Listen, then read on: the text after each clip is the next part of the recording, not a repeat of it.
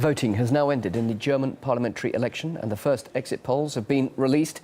Angela Merkel's Christian Democrat Party has done better than expected, and some projections suggest it could even end up with an absolute majority. It would be the first time in more than half a century a party has been able to govern without forming a coalition. Let's go live now to RT's Peter Oliver. He is in Berlin following the developments for us. So the exit polls, if they are to be believed at this stage, Pete, it looks like a change is on the horizon and possibly a very significant one. Well, Angela Merkel is almost certainly going to be elected for a third term as German Chancellor.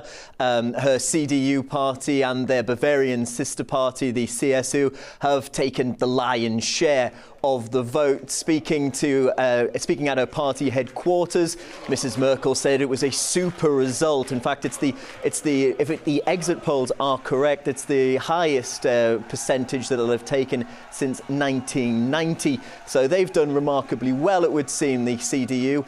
But it's those that haven't done very well, it seems, are the main challengers that were in this election. The Social Democrats, they have been rather disappointing. We've seen some dejected-looking SDP campaigners and supporters outside of their party headquarters. Some people putting that down to what was essentially a gaffe-prone campaign that was ran by Peer Steinbrück, the challenger to Angela Merkel. That included him at one point making a middle finger gesture towards journalists during a photo interview for a newspaper here.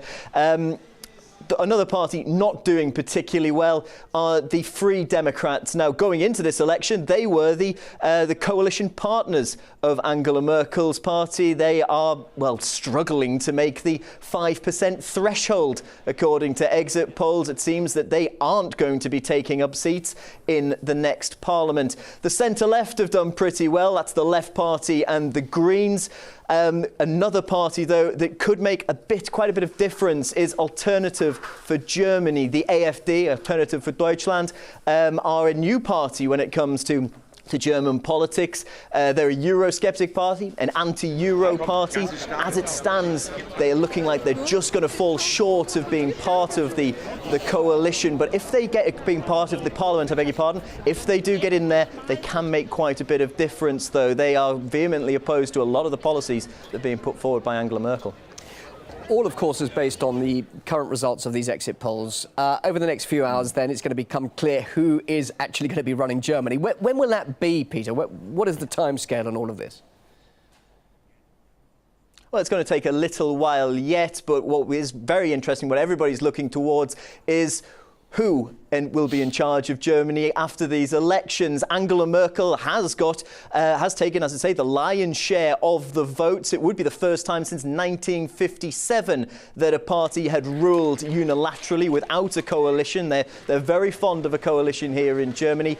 I mentioned Alternative for Deutschland. If they were to get in there, though, Angela Merkel would be perhaps forced to form a coalition. Would she go for the so-called grand coalition between the CDU and the Social Democrats?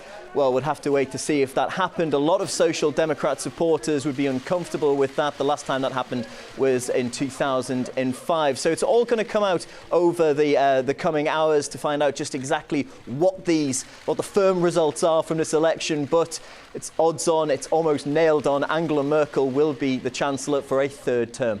Peter Oliver, live in Berlin. Thanks very much indeed for that update. Well, what result would be the best outcome, though, for the EU, which has been reeling economically for several years now? Well, earlier I put this question to Dr. Max Otte. He's Professor of General and International Business Administration.